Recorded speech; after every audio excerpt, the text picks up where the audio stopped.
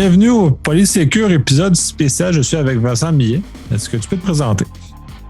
Oui, bonjour. Donc, Vincent, je suis membre du conseil d'administration d'Isaka Montréal depuis plusieurs années.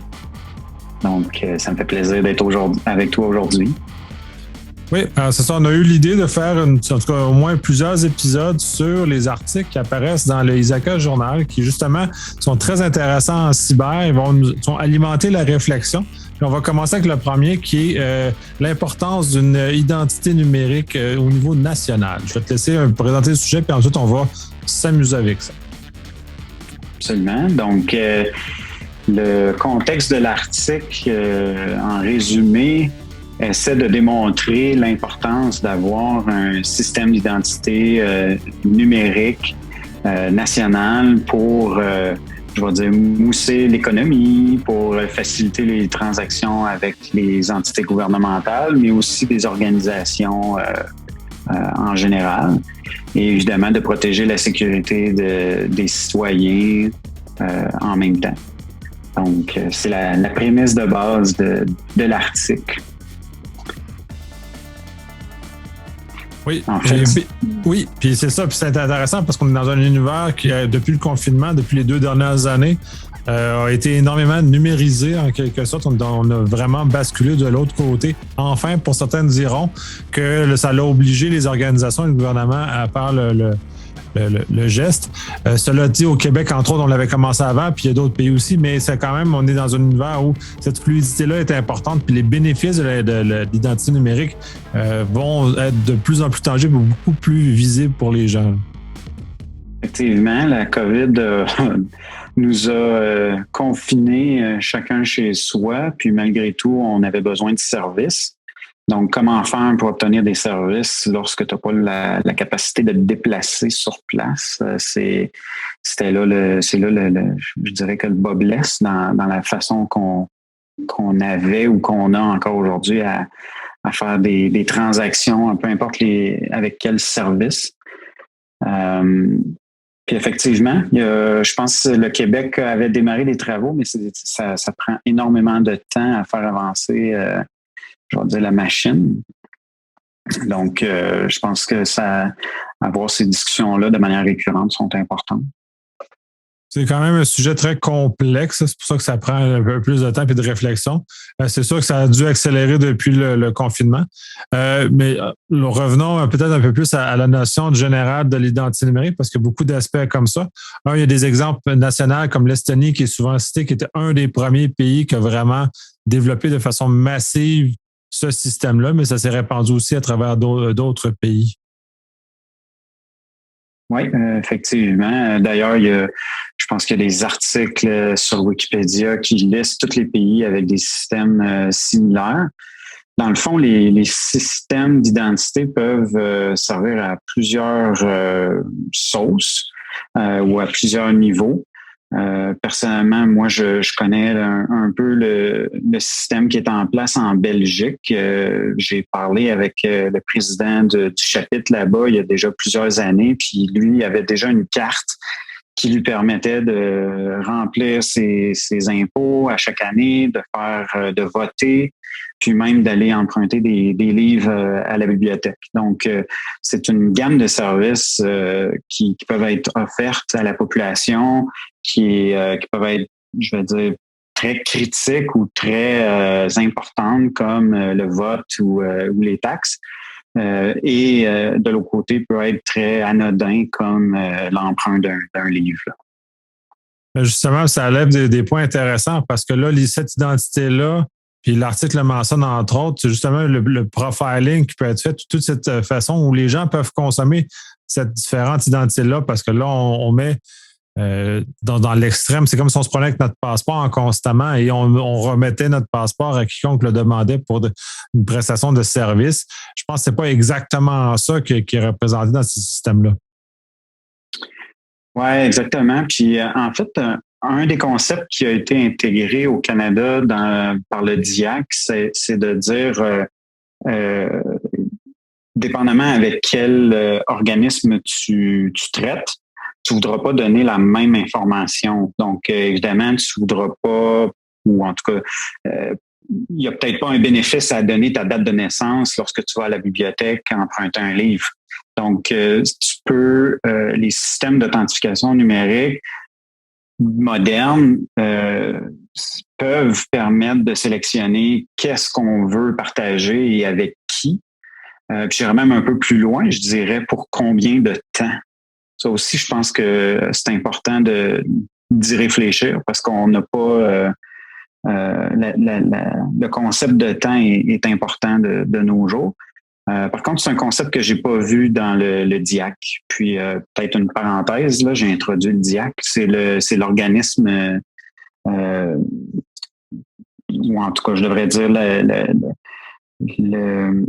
l'entreprise ou l'organisme sans but lucratif, en fait, qui a été mis en place par le gouvernement canadien pour mettre le cadre pan-canadien qui gouverne l'identité numérique. Donc, je sais pas, ça fait combien de temps que ça existe. Je pense que ça fait peut-être 5 ans, 7 ans peut-être.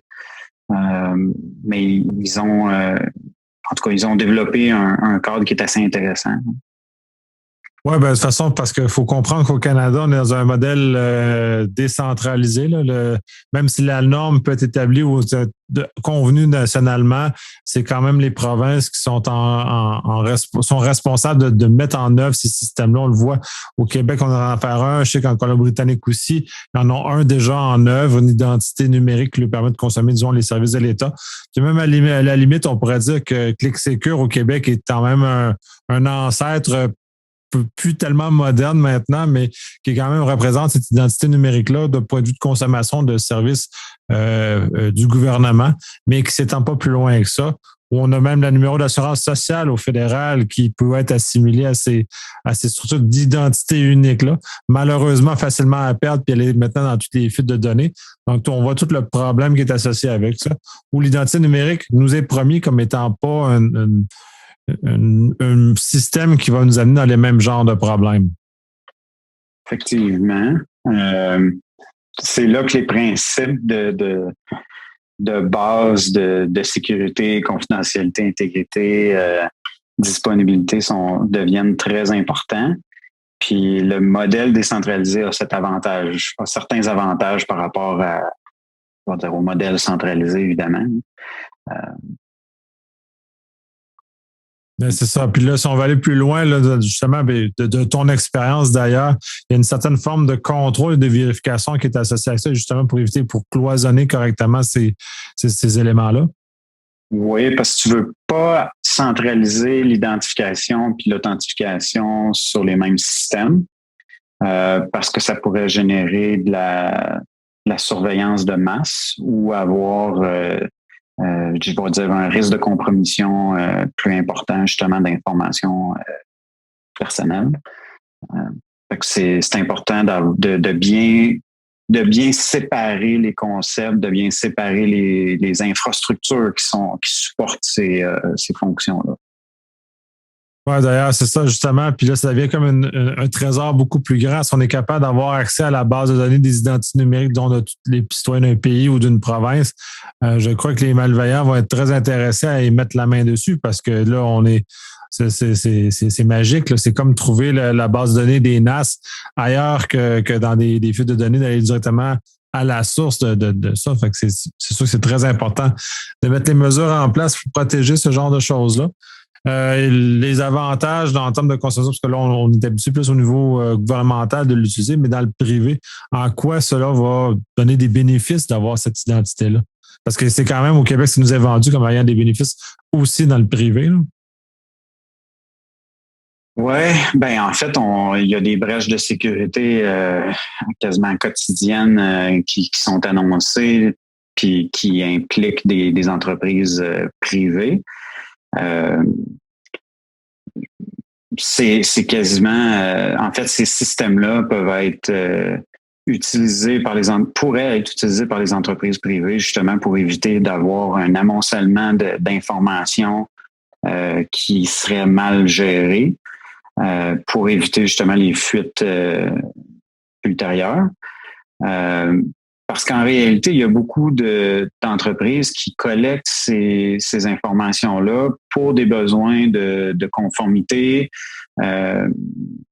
Mais après ça, ils en ont plus vraiment besoin. Une fois qu'ils ont fait la validation avec, par exemple, ta banque pour s'assurer que tu as les fonds pour acheter un bien ou quelque chose comme ça, ils n'ont plus besoin de ces informations-là. Donc, les systèmes numériques viennent, je vais dire, éliminer le besoin d'emmagasiner toutes ces données-là, puisqu'ils font la validation en temps réel, finalement, puis ils reçoivent une espèce de tampon qui vient confirmer la validité de la personne, de l'identité, puis de l'information qu'ils recherchent, que ce soit, je vais dire, le background financier de la personne ou d'autres choses comme ça. C'est sûr que c'est intéressant si on peut retirer de l'information des compagnies privées justement pour éviter des fuites dans lesquelles on voit énormément à l'heure actuelle. Cependant, j'ai un doute que ces entreprises-là vont être aussi diligentes que ça dans se débarrasser de l'information dans le surplus parce qu'on le voit jusqu'à présent, on est plus dans un concept je dirais le terme anglais de hoarding, de ramasser à outrance l'information avant de vouloir s'en débarrasser.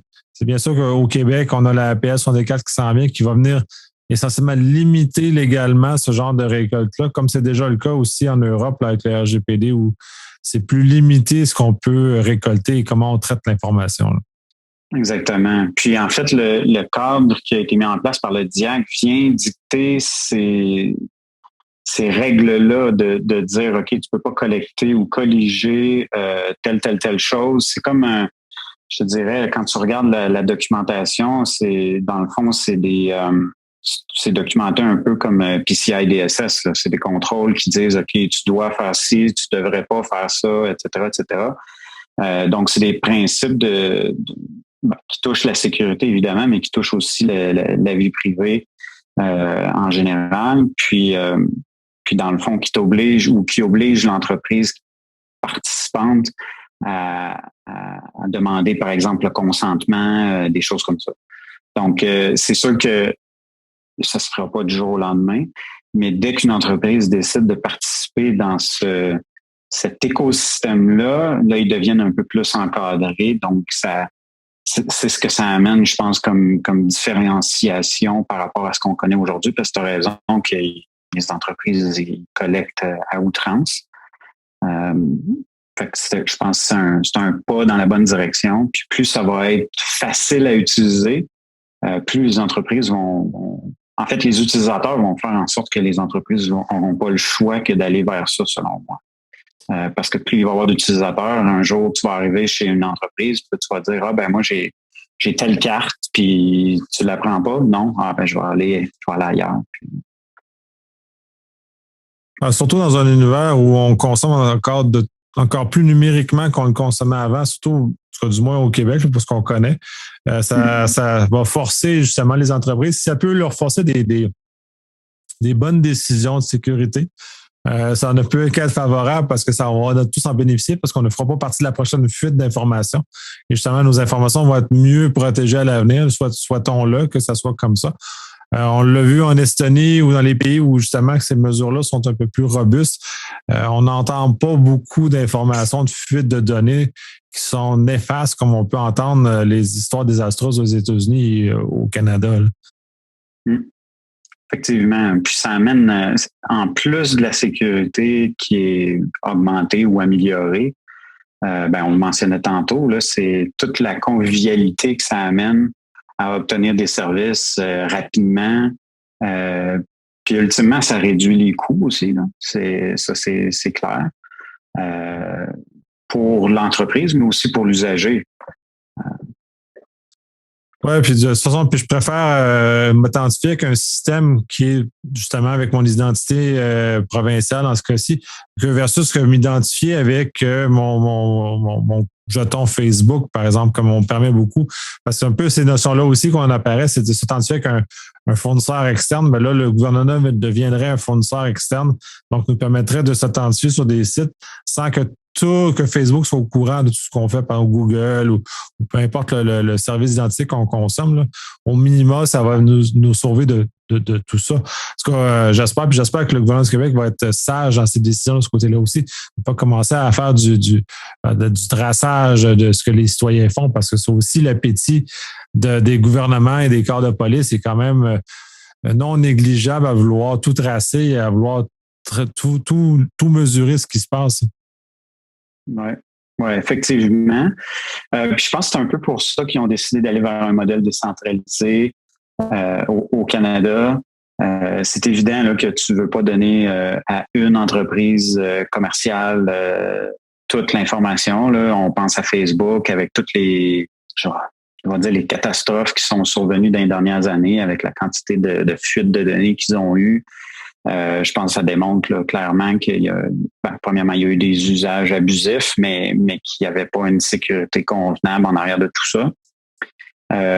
Tandis que là, avec les partenariats publics-privés qui mettent en place, en fait, ça segmente l'information, donc ça évite justement la surveillance de masse puis l'accumulation de données. Ça l'empêche pas.